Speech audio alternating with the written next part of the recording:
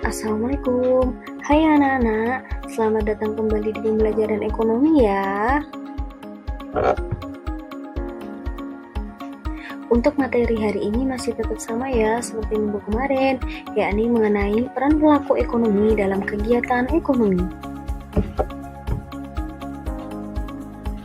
Tujuan pembelajaran hari ini yakni peserta didik dapat menjelaskan pelaku ekonomi, menganalisis model diagram antar pelaku ekonomi, menganalisis informasi dan data-data yang diperoleh tentang pelaku ekonomi, dan menyajikan analisis peran pelaku ekonomi dalam kegiatan ekonomi. Untuk materi hari ini mengenai konsep pelaku ekonomi. Pelaku ekonomi adalah individu atau lembaga yang terlibat dalam proses kegiatan ekonomi, baik itu produksi, distribusi, ataupun konsumsi.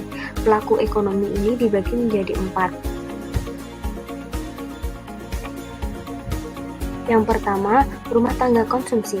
Rumah tangga konsumsi adalah sekelompok masyarakat yang melakukan kegiatan konsumsi terhadap barang dan jasa untuk memenuhi kebutuhan hidup sendiri ataupun keluarga. Rumah tangga konsumsi ini juga menyediakan faktor-faktor produksi seperti tenaga kerja, modal, dan keahlian. Yang kedua, rumah tangga produksi. Rumah tangga produksi adalah pelaku kegiatan ekonomi yang bertujuan untuk menghasilkan barang maupun jasa yang diperlukan oleh masyarakat. Rumah tangga produksi memiliki keahlian dalam mengelola faktor produksi yang berasal dari rumah tangga konsumsi sehingga dapat menghasilkan barang maupun jasa. Yang ketiga, pemerintah. Pemerintah dalam kegiatan ekonomi ini sebagai pengawas dan pengatur kegiatan-kegiatan ekonomi. Selain itu, pemerintah juga sebagai produsen dan konsumen. Peran pemerintahan yaitu sebagai penyedia fasilitas umum yang diperlukan masyarakat banyak. Yang terakhir, yakni masyarakat luar negeri. Masyarakat luar negeri merupakan pelaku ekonomi yang keberadaannya sangat diperhitungkan karena mereka mampu untuk membantu kita memenuhi kebutuhan yang tidak dihasilkan di dalam negeri.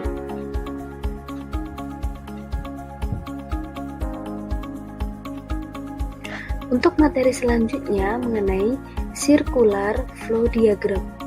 Circular flow diagram adalah diagram yang menggambarkan interaksi antar pelaku ekonomi. Circular flow diagram dibagi menjadi 3. Model yang pertama yaitu model diagram sederhana 2 sektor. Dalam diagram ini hanya terdapat rumah tangga produksi dan rumah tangga konsumsi. Perhatikan gambar. Untuk arus yang pertama, rumah tangga konsumsi sebagai pemilik faktor produksi. Oleh karena itu, rumah tangga konsumsi akan melakukan penawaran faktor produksi berupa tenaga kerja, tanah, modal, dan keahlian kepada rumah tangga produksi untuk menjalankan produksinya. Untuk arus yang kedua, rumah tangga produksi akan menyalurkan uang berupa gaji, sewa, laba, bunga, dan sebagainya kepada rumah tangga konsumsi sebagai balas jasa pemakaian atas faktor produksi. Untuk arus yang ketiga, rumah tangga produksi akan mengalirkan barang maupun jasa yang dihasilkan kepada rumah tangga konsumsi sebagai pemenuhan kebutuhan. Untuk arus yang keempat, rumah tangga produksi akan mendapatkan pendapatan dari hasil penjualan barang dan jasa kepada rumah tangga konsumsi. Yang kedua yaitu model diagram 3 sektor. Dalam diagram 3 sektor ini terdapat rumah tangga produksi, rumah tangga konsumsi, dan pemerintah. Tolong perhatikan gambar.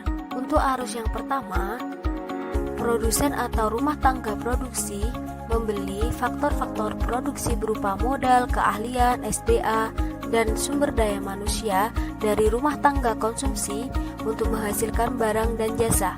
Kemudian, rumah tangga konsumsi akan mendapatkan pendapatan atas balas jasa faktor produksi berupa upah, sewa, gaji, laba, dan sebagainya dari rumah tangga produksi. Di sini, produsen berperan sebagai pembeli, sedangkan RTK berperan sebagai penjual. Untuk arus yang kedua, rumah tangga konsumsi membeli barang dan jasa dari produsen melalui produk atau market dengan tujuan begitu produsen akan menerima uang dari penjualan barang dan jasa tersebut. Dalam arus ini, Rumah tangga konsumsi berperan sebagai konsumen, sedangkan produsen berperan sebagai penjual. Produsen menetapkan harga barang atau jasa berdasarkan biaya produksi, sedangkan di produk market atau pasar barang, penetapan harga ditentukan oleh permintaan rumah tangga dan penawaran perusahaan. Dan untuk arus yang ketiga, produsen atau rumah tangga produksi akan menyerahkan pajak dari kegiatan usaha yang dilakukan kepada pemerintah, dan rumah tangga konsumsi juga menyerahkan pajak kepada pemerintah atas kegiatan konsumsi yang dilakukan. Pajak tersebut akan digunakan pemerintah untuk membiayai belanja rutin negara, menyediakan fasilitas publik, membeli subsidi, dan bantuan kepada rumah tangga konsumsi dan rumah tangga produksi. Dengan adanya interaksi antar pelaku ekonomi, perputaran barang dan jasa, uang, dan faktor produksi dapat berlangsung dengan baik sehingga kebutuhan dari masing-masing pelaku ekonomi dapat terpenuhi. Yang ketiga, model diagram 4 sektor.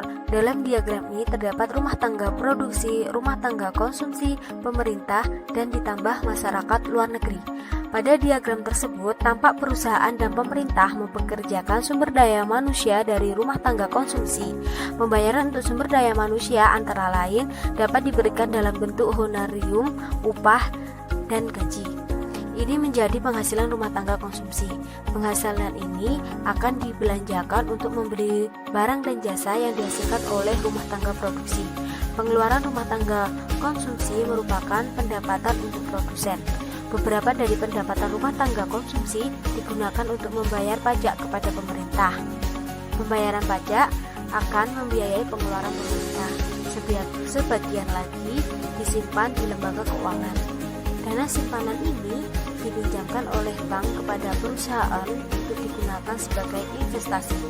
Di antara perusahaan-perusahaan ini, ada yang melakukan perdagangan internasional dengan perusahaan-perusahaan di luar negeri.